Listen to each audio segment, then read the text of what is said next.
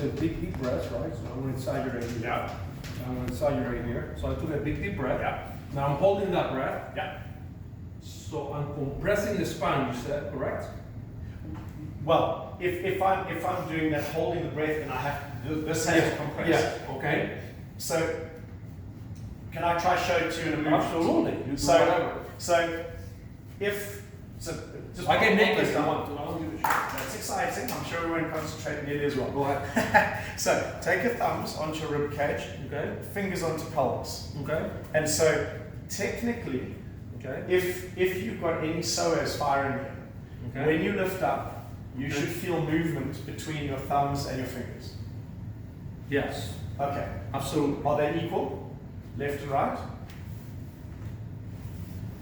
Now they are. Okay. So now, what I want you to do, keep your hands there, lock your abs. So actually, take no, let's do it exactly. Take the breath.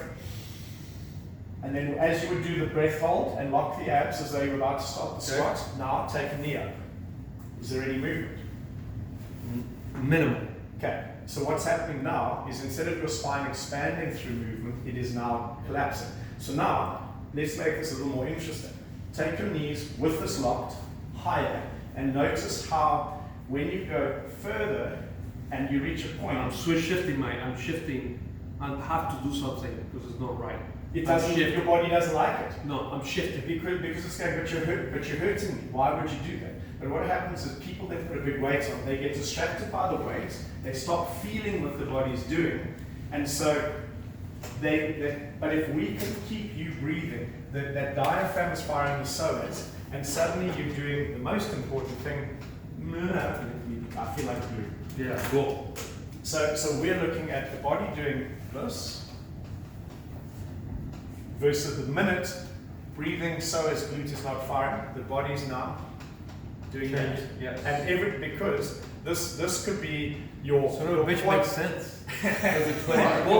So this could be your abs and your quad taking over for hip flexion. This could be your tibialis saying, hey, quads and abs, you're my babies now too. We have a job to do. We have to do hip flexion. Notice that every single one of those structures are not doing their own job first. They are now, they've shifted their origin insertion because their priority is hip flexion, because without hip flexion I can't move. And if I can't move, I'm dead as a priority. That's the life. That's why weight belt helps so much now.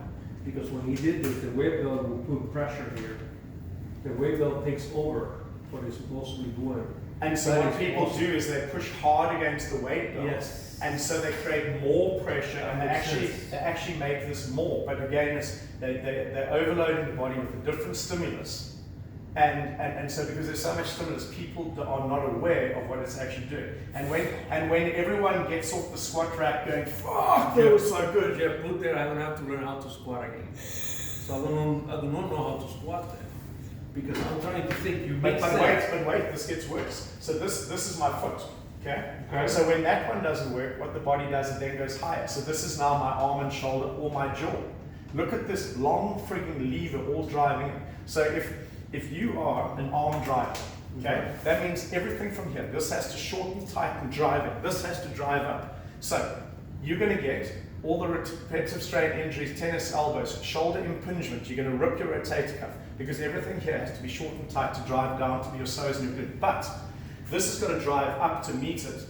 And where's the pressure going to go? There. So all your discs are going to prolapse that way. Your SIJ is going that way. You're going to get lateral tears there. Because it can only go that way because there's so much pressure. So the more I load your system, the more pressure, and the more the body has to find a way out. So you're getting friction in your spurs too, because the force change the direction of where it's supposed to go. Yeah, and so the more of these, and the thing is, so let's take this away. So let's take this away, and I'm a leg driver. What bothers me is that it makes sense. It really bothers me. So now this is your tibialis being your psoas and your calf being your abs. Okay. So what's the abs do? The abs are trying to hold the pelvis still so that this can all act that way. Here's the shoulder sitting over there going, hey guys, what about me? I need help. And they go, God, dude, we're too busy. So now you get shoulder instability on the other side when you're a 3-3-3 leg. When you're driving from here, the shoulder has to go unstable. So now you have someone with subluxing weak shoulders.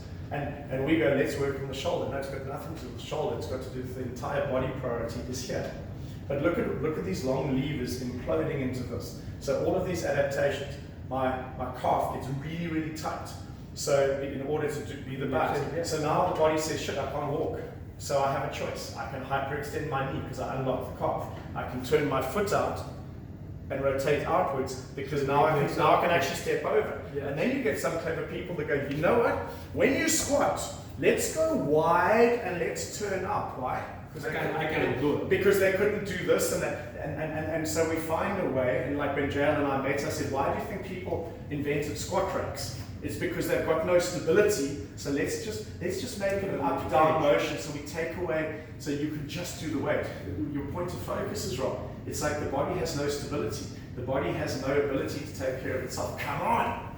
And so if we can say, well, hang on, this is really interesting. If my diaphragm sitting over there can trigger down into the psoas, and they talk to each other, so the minute I can influence your breathing, make it lateral to lateral, even a high belly breath is still a failure.